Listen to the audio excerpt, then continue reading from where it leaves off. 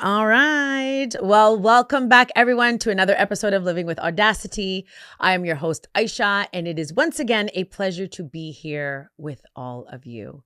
I hope you are enjoying these podcasts because you need to know that I am thoroughly enjoying doing them. Every week that I come back, I am even more excited to share, to hopefully empower, to inspire people to live with audacity, with, the desire to be unapologetic and authentic. But of course, as I continue to say, we don't just wake up like this. Like, this actually requires a lot of work. It actually requires the work of undoing and unlearning these narratives, these mantras, these assumptions, these experiences that have often shaped what we believe to be fact.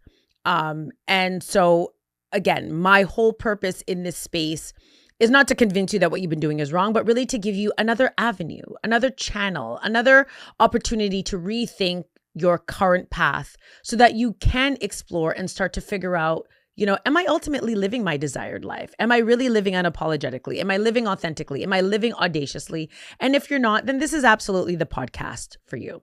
And so today's topic is a big one for me. And I think the last few episodes I have offered little sprinkles about it, but it's one that I find really important and often that kind of first step as a game changer when it comes to living audaciously. And it is around seeing fear as fuel, right? And transforming fear into really our greatest motivator. Now, this might be an unpopular opinion. This might be very different to what we've learned, what we've experienced when it comes to fear. I was certainly someone in my past experiences, I avoided fear at all costs. And what I meant by that is I avoided fear because I didn't take a chance. I didn't push myself past the comfort zone because I was fearful around what that outcome could be. I was fearful about failing. I was fearful about like all the things that we are fearful of. But what I would come to realize as I, again, continue in this journey, as I evolve and grow, that fear has actively supported many of the decisions that I have made. They still operate as a very big motivator for me to continue to push. And I genuinely feel that had I allowed myself to stay stuck in that fear, that I would not have achieved the things that I've achieved to date. And I certainly have more things that I want to do, more things that I want to achieve, more goals that I want to hit. But it has been that fear that has operated or that has allowed me to really mobilize failure. So today I want to kind of break down why we fear failure, why we fear fear, and what are some things that we can do to start to break that. Again, this is not a perfect science. Some of this is just based on like kind of theoretical studies. Some of it is based on lived experience. So I want you to take what you need to take, leave what you need to leave, but really think about what your current state is when you think about fear. And really, as we know, fear is often viewed I will say as a catalyst, like it's viewed as a barrier, not a catalyst. It's viewed as a barrier, something that we need to either avoid or suppress. And many of us, I will again speak for myself, have done it really, really well. But what if fear, right? What if our idea of fear could actually be the tool for transformation? Like what if? And certainly again, in this episode, I want us to explore how we start to reframe and use fear as that catalyst for change, not completely eliminating fear. I don't even know what that means. Eliminating, that's from like Finding Nemo when she couldn't say the word, but eliminating fear, and really start to explore where can we start to repurpose fear as our motivator, right? We know fear is often perceived as a roadblock, something that holds us back. It really keeps us from achieving the things that we want to achieve. It keeps us in our comfort zone, and it ultimately prevents us, I would say, from doing, right? From really stepping out audaciously, right? We really see fear as the ultimate enemy. But what if, and again, what if instead of stopping us, we actually change the concept of fear as an opportunity to push us forward towards growth? What if we saw fear as the real opportunity to dial into ourselves, where we start to and are required to tap into those inner strengths and powers that we didn't really realize we had, or that we did realize we had but felt uncomfortable to bring them forward? right? What if fear was the motivator instead of the roadblock? What could be achieved through that mindset? What could we really experience? What could happen? You hear the excitement in my voice. Sorry. I feel like I'm talking really loud. So if I'm talking really loud while this is on, dial it down because again, this is such a powerful conversation and powerful topic and something that I have really worked through in my personal and in my professional life. Certainly not perfect at it, but I've realized in this journey how I used to allow fear to create safety, to create excuses, to create all the reasons why I was unwilling or couldn't or shouldn't mobilize, why I needed to stay in that comfort space, why I needed to not peel back some of those additional layers that I knew existed within me, because it was safer to stay in status quo. Right? And so part of this conversation needs to start with understanding fear. Like, what is it? Fear doesn't just come out of nowhere. There is actually a psychological and emotional connection to fear, right? Like, think about the things that you've ever been scared of, whether it's small or big. How do you feel? Your palms get sweaty. You might sweat a little bit. Your heart might be racing. You might be unable to talk, like dry mouth. You get a headache. Like, there's all kinds of physical symptoms from a psychological perspective. The inner chatter that's coming through your head, like, oh my God, things are going to fail. It's going to be terrible. It's going to be horrible, catastrophic. Like, there are actual physical, psychological impacts that come with fear. Certainly feelings that we want to avoid. I'm not out here trying to be sweating up a storm. As you can see, I'm no longer fearful. I'm not sweating anymore. But listen, if you saw my first episode, fear was real, right? But again, I say that because we have to think about at its core, right? When we think about fear and we think about the fear of failure and what it is that we're stopping ourselves from doing, we have to acknowledge that there are physical and psychological impacts that we don't want to experience. And so we stop ourselves, right? We naturally will prevent ourselves from moving forward or making a change or experiencing something different because no one wants to feel uncomfortable. I don't want to feel my belly rumbling. I don't want to feel, or sweating or have a headache. I don't want those things, right? But what if we repositioned, and listen, I'm not saying that you can reposition like sweating, right? There's no real other thought around sweating other than you're sweating. But what if we took away, again, the physical feelings that we feel with fear as being one of danger and instead see it potentially, depending on what we're talking about, and see it potentially as something that is actually exciting. Because I don't know about you, when I get really excited about something, when I know I'm anticipating something, sometimes I get the same feeling. Sometimes I can get a headache. Sometimes I can be sweaty. Sometimes I can be stuttering. Sometimes I have dry mouth, right? What if we need to reposition and reframe this feeling that we're feeling around fear?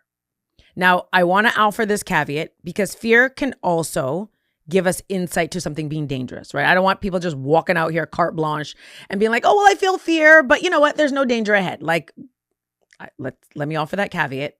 There are certain situations where fear is very real, and it is also sending signals to say, you might be finding yourself in a situation that actually is not appropriate or is dangerous. So again, please be mindful of those kinds of signals. But what I'm talking about is that fear that comes again from stepping out of our boundaries, from doing something different, from feeling like we're going to fail if we take this leap of faith, right? And being mindful around what it is that we're feeling psychologically and what we're feeling physically, right? I also want us to think about how we've learned about fear. Right? Can you remember like those cartoons when you were young, Bugs Bunny, and someone was fearful and they'd like their whole body would shake, right? Or you'd see like the beads of sweat coming out. We've been nurtured in that way. We've been nurtured to actually fear, right? We've been nurtured to not want to, or to convince ourselves that we don't want to feel the physical outcomes of fear. And so we just don't do it, right? We just don't make movements. We just don't make take that next step. But I want you to think about, right, if as you're listening to this podcast, I want you to think about something that you might be fearing right now.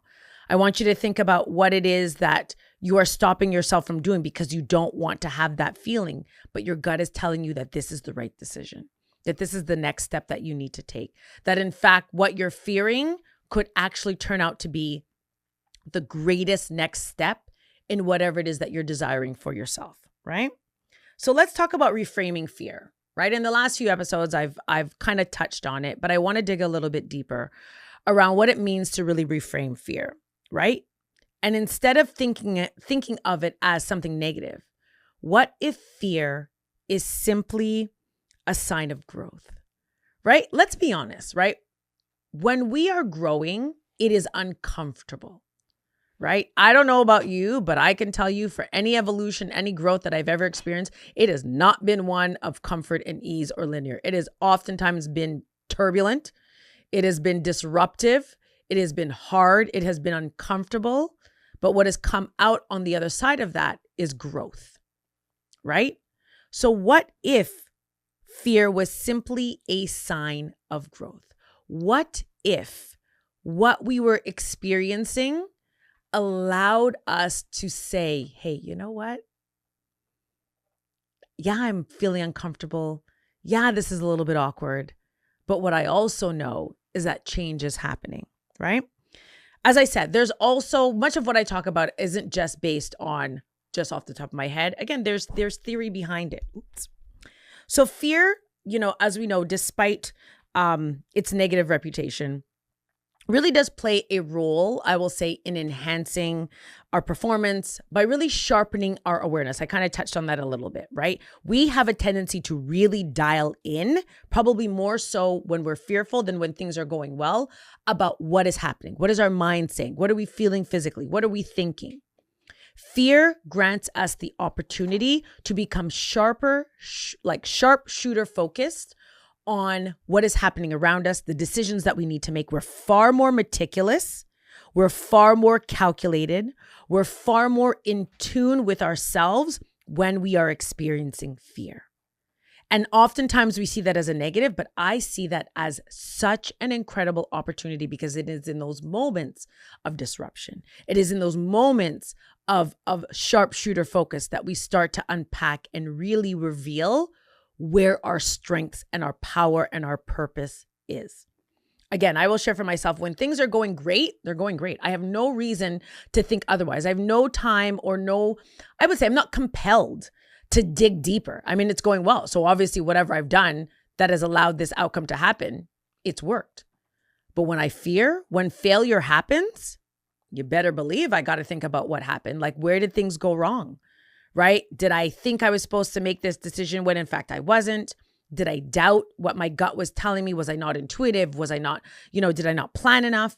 It requires me to dig deeper. So in fact, I didn't necessarily fail. What I'm now presented with is another opportunity to do better, to grow, to think differently, to plan accordingly, to shift, to really determine if in fact the path that I'm supposed to be taking is in fact the right path. And if I failed, what did I learn from it? There was something to be learned every single time that you fail. There is something to be learned. Whether we choose to acknowledge it or not, whether we want to be in denial or not, there is something to be learned, right? Because as I've shared before in this podcast, we don't make it our business. I'll speak for myself, but I'd like to believe that most people don't wake up and think, you know what? I'm going to do all the wrong things so things don't turn out how I want them to turn. I don't believe that's how people operate, right? We don't always go with our intuition. We don't always go with our gut, but I don't believe anyone wakes up and thinks, I'm going to go left, even though I know the right decision is right, just because I want to just mess my own self up. We don't, right? But what we will do is allow fear to overrun and overtake us and not allow us or cloud our judgment, cloud our inner mantra, cloud our inner thought to go in a direction that seems safer, that seems like the right decision instead of the decision that we should be moving towards, right? Fear can do that. Fear of failure has a beautiful way of helping us pivot or shift in a way that we know really isn't going to serve us, but because it feels like the path of least resistance, because it feels like it's safer, that we do it. But I want you to think about it, again, as you're listening, I want you to think about one time in your life where you allowed the fear of failure to dictate your decision and where it ended. It probably didn't end where you wanted it to end. It ended probably, I don't want to say probably, it ended wrong. It didn't end where you wanted it to, right? What did you learn from that, right? Did you just keep going, or did you really take the opportunity? Oh my God, me and this microphone today, I just keep smacking it around. Sorry. Because I'm so enthused by the conversation. That's why. So I'm just moving my mic around. My apologies. But I want you to think about that. I want you to think about where you are allowing that failure piece to dictate the road that you should be taking. Oh, sorry about that. It's obviously my children. Listen, my children won't let me be great. They're just always out here bothering my soul. My apologies. We're going to cut that. Nolene, cut that. But again, what are things that we can do? What are the things that we need to start thinking about, right? As I said, this podcast isn't just about me coming on, talking, sharing. I also want to make sure that I'm giving you actionable strategies. Like, how do you get out of this? If you are watching this podcast and you're like, oh my goodness, I'm absolutely allowing fear to dictate, this fear of failure to dictate what my decisions are, I don't want you to leave feeling still stuck. I want you to be able to have a way that you can start to mobilize, that you can start to reframe the conversation about fear, that you can start to do things differently so that you are operating to your best, right? There is always room for growth. There is always room for improvement. There is always something to be learned in the greatest times of our lives, but there's also always amazing things to learn in the lowest moments of our life. In those moments that we think, well, this is it. Like I'm done.